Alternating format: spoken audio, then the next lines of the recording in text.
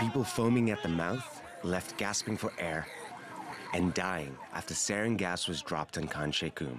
It took 5 months for the UN to declare that the Syrian regime was responsible for this chemical attack. And that's not the only atrocity it's been accused of during this war. The regime is suspected of executing at least 13,000 in Sednea prison, bombing civilian areas, and starving besieged towns to submission. And as world leaders meet at the UN headquarters just days after the latest findings, Syrians continue to ask what action they will take. This is the place where the whole world has gathered and said it's the regime who targeted this place. But regime forces keep denying it. The UN recently held the regime accountable for this crime.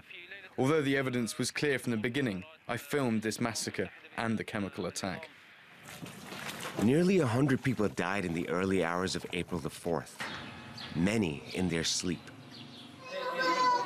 But videos filmed that night of the attack are apparently not convincing enough for the regime. We don't know whether those dead children were they killed in Khan Sheikhoun, were they dead at all, who committed the attack if there was attack, what the material. You have no information at all, nothing at all, no one investigated.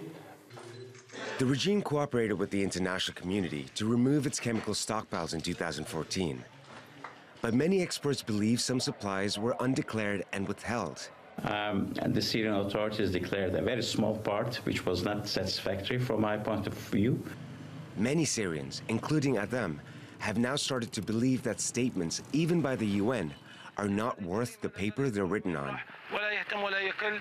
The UN statements 5 months after the crime is nothing more than ink on paper. The Syrian regime who committed this crime is still out there doing whatever they want. The killing of women and children and men in this brutal way should be punished with a decisive decision, not with the Russian and Chinese veto. Former war crimes prosecutor Carla Del Ponte resigned from the UN Commission in August, saying the organization does absolutely nothing for Syria. I quit this commission. And as evidence of war crimes continue to mount against the regime, the international community is seizing its opposition against Assad's rule.